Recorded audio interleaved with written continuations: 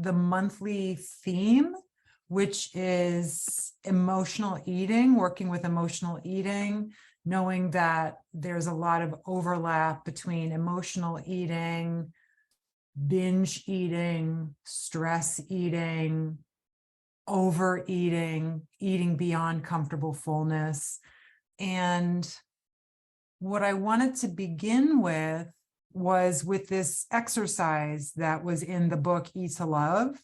And the exercise was about working with those moments of eating in a way that might not be meeting our actual need. And if you can imagine that existing in a world where there is no judgment about your choice to eat or not eat, all the better. The process that I bring up, that process is born out of what I learned from Evelyn and Elise and intuitive eating, what I learned from Buddhist philosophy, and specifically this teaching called the Lojong slogans, which are these 59 kind of pithy statements that, if contemplated, apparently can lead you to enlightenment. But whenever I think about enlightenment, I think about an article I saw in the magazine, I think it was Lion's Roar, that said enlightenment is a male fantasy. It just cracks me up. And so what we're going for is not like big E enlightenment necessarily, but like little e enlightenment. Like, how do I work with the realities of my day-to-day life? And spoiler alert, I think little e enlightenment might be the enlightenment, right? So the trick, if there's a trick to working with emotional eating or any of these other forms of eating that feel like they're kind of missing the mark, is to recognize what's happening in real time and committing to work with that as directly as possible. So the way that flow chart goes is that you, at some point, it could be before you decide to eat something. It could be when you get to the point of comfortable fullness and notice a desire to bypass it when you're eating a meal. It could be after you've eaten a meal and you find that there's still a sense of urgency or something lacking. It could be something that just comes up really quickly out of nowhere. But you have this awareness that emerges that says something's going on here. And obviously, I'm biased toward the practice of meditation as something that can support us to notice as close to in real time as possible when something has shifted or come up. And so when you notice that, the same way we notice that we got absorbed in thought when we're meditating, there's a moment that's sort of like if you look at a train of thought as like a ribbon, there's a moment where your awareness snips it like a very sharp pair of scissors, right? And there's an interruption in the momentum of what was going on. And when we're working with habitual thoughts and behaviors, ways of interrupting their momentum they're very valuable. Because then it's not that we can't choose to continue down that road, but we then have choices that we don't have if we can't really see where we are. And so I talk about taking a breath, taking 3 deep breaths, feeling them in your body. Because as we know from our meditation practice, when you feel the breath, when you're conscious of the feeling of the breath, then your mind and your body are in the same place at the same time. And that further interrupts the momentum of something habitual and grounds you back down in the body. What I'm realizing she's talking about in this book, Pema Chodron is talking about in How We Live is How We Die. She's talking about feeling what you feel is one part of this, but part of what we do is that we pause. And the pause is really important because and it's a form of, in this book, she calls it refraining. And what it really has to do with is coming back to consciousness, coming back to presence, and checking in. What's happening right now? Right? When we're pausing, when we're refraining from habitual action, we have an opportunity to get familiar with what's really going on. And that's where we were talking at some point in the last week, I don't know if it was last night or last week, about staying in the middle of the road as opposed to peeling off in one direction or another direction. If we're able to stay, and there's no judgment if you're not able to stay. There are plenty of good reasons that we are not able to stay with emotion sometimes. Sometimes it's overwhelming. Sometimes it feels unsafe. Sometimes we just don't feel like we have the support. And so again, every part of this exists on a planet with no judgment. If we can stay in the middle and work directly with the emotion, then we are less likely to get caught up in stories like, well, I'm not capable of that, or I'm just, this is what I'll always do, or some other way of avoiding, right? And when we stay, we can start to notice tendencies. What this one slogan that exercise was built around talks about is 3 habitual tendencies, which are grasping onto what we consider pleasant, pushing away what we consider unpleasant, and numbing out to things that we have a slightly different relationship with than the second category. It might be that we're not ready to look at it yet. It might be that we're not fully conscious of what's going on for reasons around trauma or conditioning or things like that. We don't value working with it yet, because that can evolve too.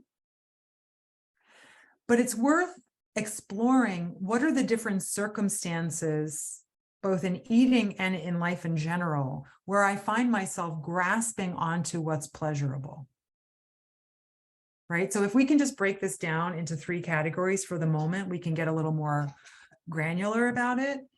You've heard me talk about the life cycle of a thought, of an experience, of us, right? That it follows that predictable arc of arising, leveling off, and then dissolving.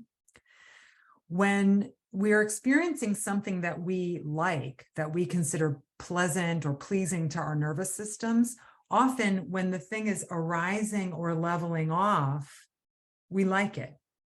But when it's dissolving, it's hard. Think of like when you're a kid at a birthday party, right? The beginning, when you see everybody and I don't know, what the festivities are just starting, it's thrilling, and then there's usually, if parents are involved, there's like a careful pacing of activities, and then pizza, and then cake, and then get out of here, right? I have enough of you. It's that dissolving part that can feel really painful for us. Sometimes I'll talk about, I don't want the party to end. When I was drinking, I had a really hard time with the dissolving part of an outing, or even a glass of wine, right? As the glass was like going down, I was like, I got to fill that glass again. So it's just worth acknowledging that how our preferences for what's pleasurable can change our experience of it, and how suddenly we're no longer working with things as they are, because all things do have a beginning, a middle, and an end. And when we work to grasp onto something that we consider pleasant, even though it's naturally coming to an end, we're fighting with reality. We're chasing satisfaction. That might show up as bypassing comfortable fullness because the food just tastes so good. And even though we're full and maybe even sort of satisfied, we're not ready to give up this enjoyable experience yet. And so one way of working with that is just saying to yourself, oh, I really liked this thing. And it's hard as it's coming to an end. Years ago, when I went on retreat with my meditation instructor, the final day was devoted to acknowledging the dissolving quality of our being together. And it was painful. It was painful. But there's something very powerful in just being with the sadness and the pain because it's real, rather than sort of trying to trick yourself into continuing the party. Okay, so when we think about pleasant emotions, pleasant experiences, good food, good whatever we find pleasing, it's worth acknowledging, even in less charged situations, the life cycle that it goes through. So one way of starting to really work with this, not just when it comes to emotional eating, is to recognize when you're having a pleasant experience or a pleasant emotion, and then you notice it dissolving. Because that can build up our ability to be with ourselves in the dissolving.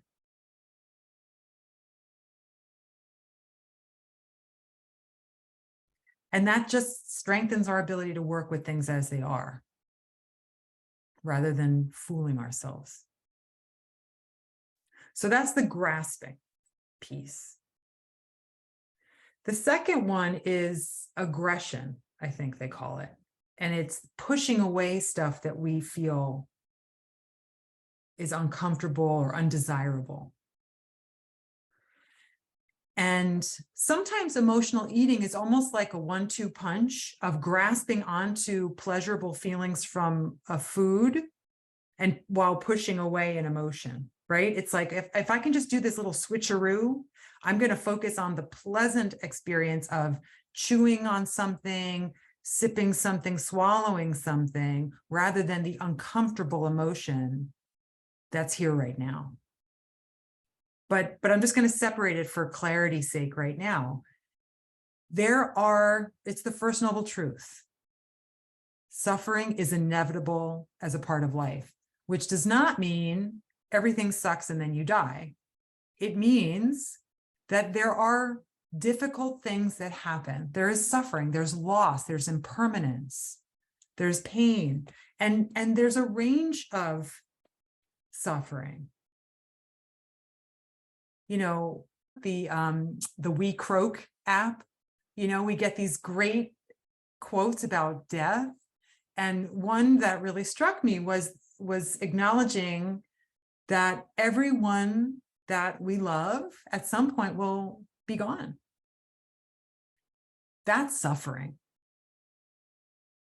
To think about, people that we love getting older, getting sick, moving, breakups, fights that we have.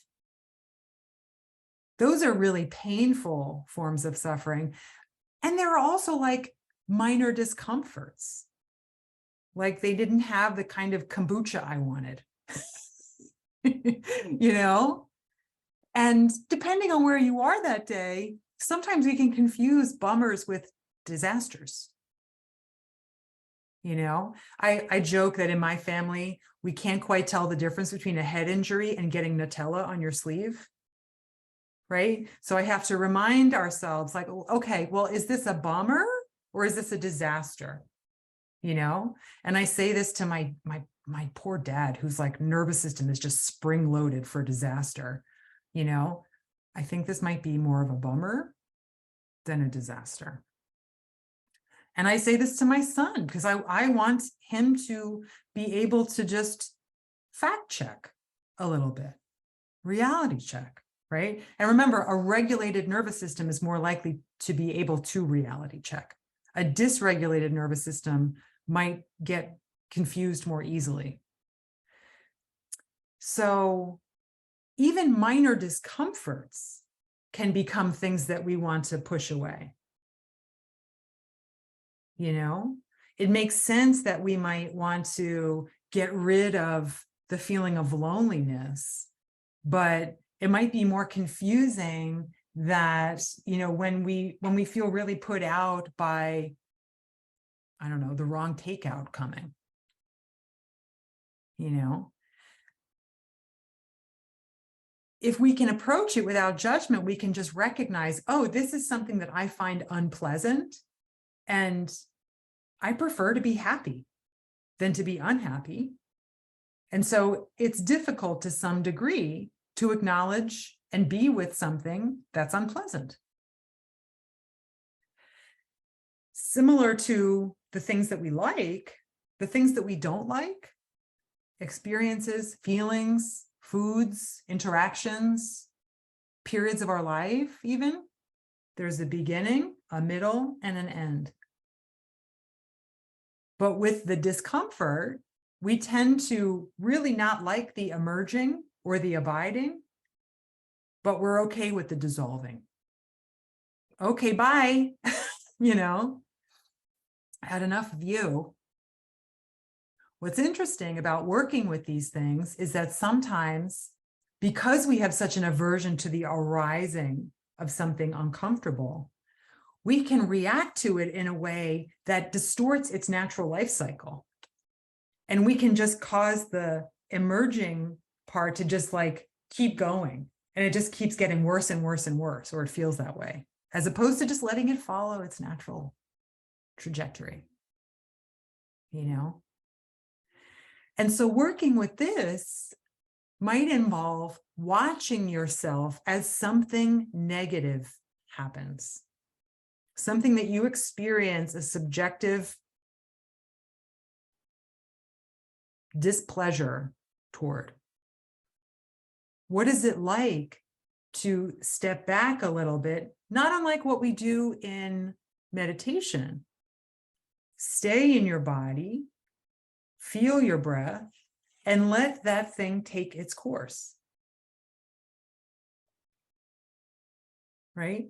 I remember when I wrote, I think it was, I was working on this last book, and I got a message from somebody I admire greatly, giving me feedback that something in the book was not okay. And I did what they call in polyvagal theory, the dorsal dive. I went, but what was so interesting about it was that I was able to watch it.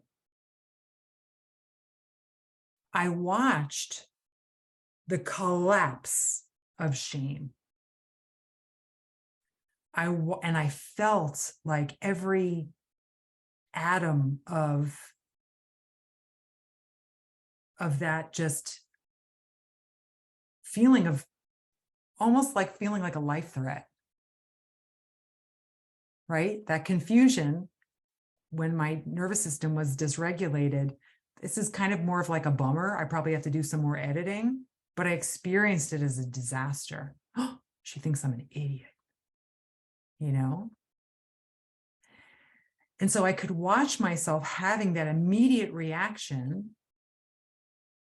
And then I started to kind of come back up and say, okay, that's why you send it out to people to read before it's published. That's why you send it to the people who, you know, who you do admire, because they have perspectives that you value and that might alter how you put things out.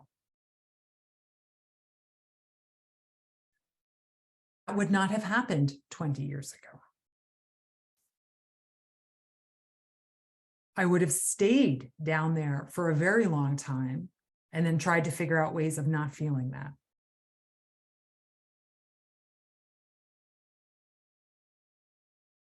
So as you recognize, and sometimes it's easier to work with the irritants, the bummers, to start to get your feet wet with riding that arc, right? So maybe something mildly annoying happens. Could you stay with it as it arises and then notice when it sort of levels off and then watch it go? And notice what comes up. Notice your resistance. Notice your like gnashing of teeth. Notice the desire to offload it to somebody else, to blame somebody, or to think you're a failure, right? To solidify some story or just pass the buck.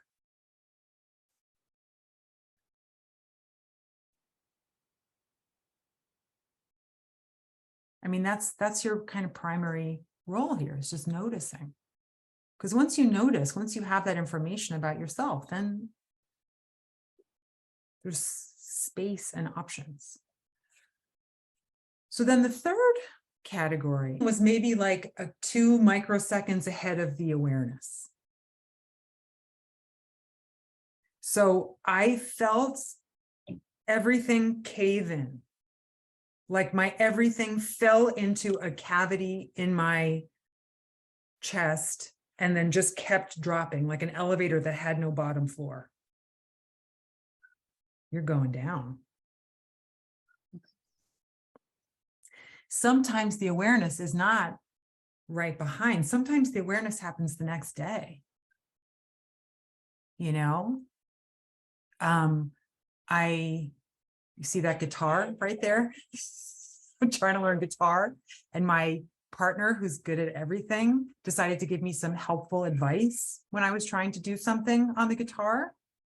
And I had a dorsal dive that went back to a story about how stupid I am and how I don't know anything, and sat with my guitar teacher for 2 hours and basically didn't understand a word. And I couldn't stay with it and offloaded the blame to my partner. And I really didn't understand until the next day what had happened.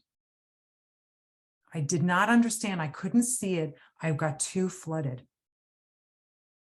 you know, because it happened in the presence of somebody else, I think. The first example, I was by myself. I could watch it, right? If I was on a Zoom call and this person gave me the feedback directly, I might have been like, oh, fuck. It would have been a different thing potentially. The second example with my partner, he was there witnessing how clearly idiotic I was. And so I could not catch myself as I was falling. This was my story. I know it's just a story, but it feels, you know, our stories feel so real. That's why they really trouble us. So when we practice things like meditation, when we become familiar with things like polyvagal theory, and we have frameworks to work with this, we start to gain a little bit of perspective, and we become more and more likely to notice things as they're happening. But it's not always going to be like that. Some wounds, some stories, some neural pathways are so ancient and painful that they get away from us. You know? So please don't think that I'm some superhero in like being aware of my dives. The more we pay attention to this stuff, sometimes we can be aware of things sooner after they happen. Sometimes we can be aware as they happen. Sometimes we can be aware and anticipate, because something has happened enough times where we're like, oh yeah, that's not going to work for me, you know? But the typical situation with emotional eating is that we're eating before we realize what has happened.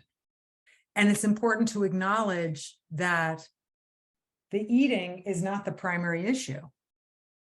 The primary issue is that something happened, we became dysregulated, we felt we needed to get out of there,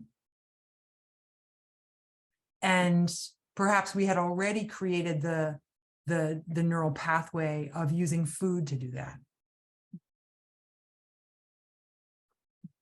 When I talk about this concept, I like to think about a photo I saw in like my high school physics book, which is a black and white picture of like a pistol firing and an apple exploding. Because when you're there in real time, the pistol going off and the apple exploding happens simultaneously. But when you slow things down, you know that there are steps. And with meditation and with mindfulness practices, we can stretch out the time in a way where we can start to see the intermediate steps between the things that seem to happen spontaneously, simultaneously. Oh, I had a difficult conversation with my mom and I'm halfway through a sleeve of Oreos, right? There were many things that happened in between those two things. The third piece, the third poison, is ignorance. And it's the things that we numb out to. And we might numb out to things like boredom. We might numb out to loneliness. We might numb out to restlessness. We might numb out to stuff that's going on that we just don't have the energy, literally or figuratively, to work with. And I'm not going to tell you that numbing out is not a very valid coping mechanism sometimes, because it definitely is. And if it's something that you find yourself experiencing regularly, it can be worth working with directly. So maybe one way of starting that kind of work is to think about, what are the things I tend to numb out to? You know, and what are the situations in which this tends to arise? Could I stay for even a moment? Because it's hard to track the life cycle of the things that we numb out to, because we're sort of separated from it. And because we're separated from it, it very well might be a protracted life cycle. Or it might be short. I don't know. But it seems to me that the way of working with that is to first acknowledge we might not even be conscious of it. So go easy on yourself. Again, there are good reasons why we might not even be conscious of something that we're numbing out to. We might not be ready. Our nervous system might not be in a place to process it. But then ask yourself, like, could I sit with this? Where do I feel it? Does it have a shape or a color or a texture? Maybe even acknowledging the story connected with it, and then intentionally separating the sensation from the story. Because the story can help us make sense of why we don't want to deal with it. And then the sensation can help us develop the stamina to deal with it directly. And it can be useful to just notice your tendencies. One of the things that this book talks about a lot is propensities. And so we have, I mean, I've revealed some of my propensities to you tonight, right?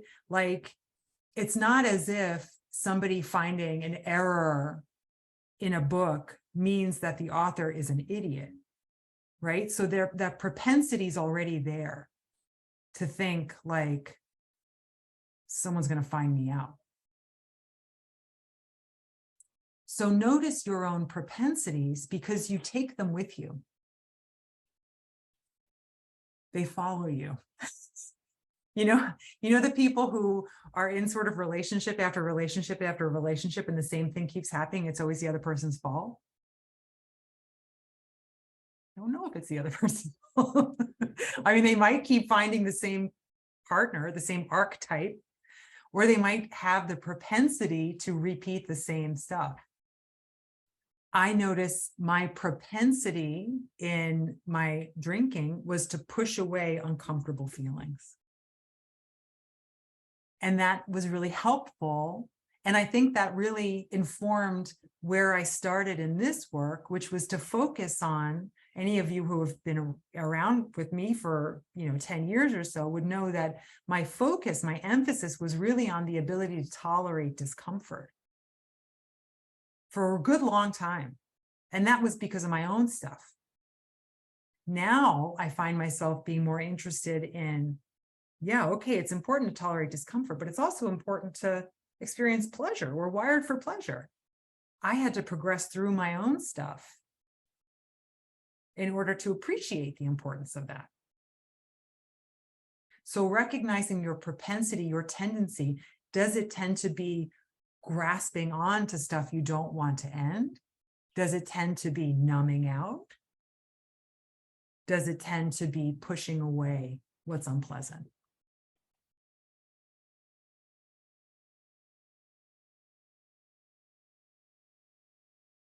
So that's such valuable information.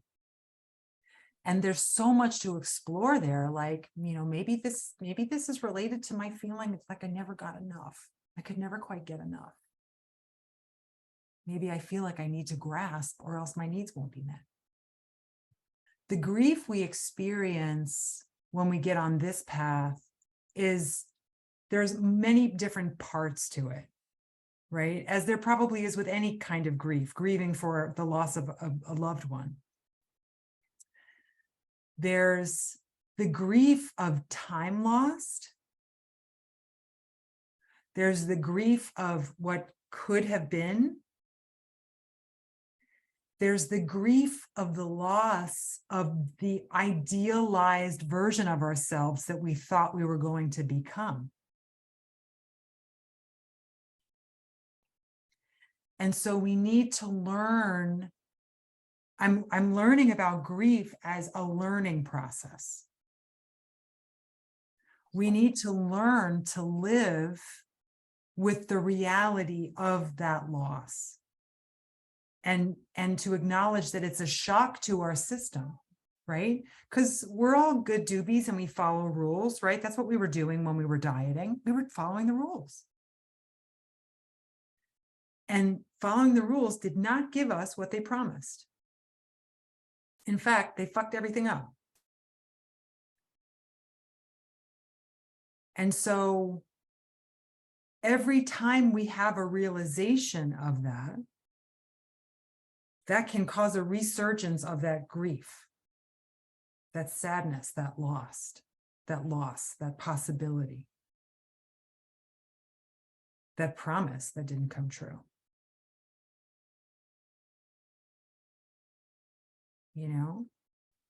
And there are some really useful concepts around grief. Google grief, box, and ball, because there's a great article, I don't know where it started, maybe on Medium, maybe on Psychology Today, but it talked about grief being a ball that exists inside a box, and there's a button on the inside. So the ball of grief tends to shrink over time, but it still kind of bounces around on the inside of that box, and it can bump that button. So maybe it's going on vacation with your family and recalling the vacations where you didn't get out of your clothes and just go swimming. You know, we can't predict the triggers for that grief. Grief is a very complicated emotion that very few of us have any kind of feeling of confidence in terms of navigating it. Other people have issues with our grief, right? So we better get through it quickly. You know, I've heard people talk about how difficult it was losing a pet, for example, because people thought that they should get over it quicker than they did. But yes, how we respond to an emotion can alter the life cycle of that emotion. And if we're resisting it, it will likely prolong it and distort it potentially. But just like we're entitled to infinite fresh starts in our meditation practice, you get infinite fresh starts. You know, having that realization means you can engage directly with your grief when you decide you're ready. And it doesn't have to be a test of endurance. You can take breaks. But you haven't lost your chance to work directly with any aspect of this process. So thank you for letting me nerd out about the 3 poisons. I am fascinated by it because it's us. It's us all the time. And just knowing that gives us options.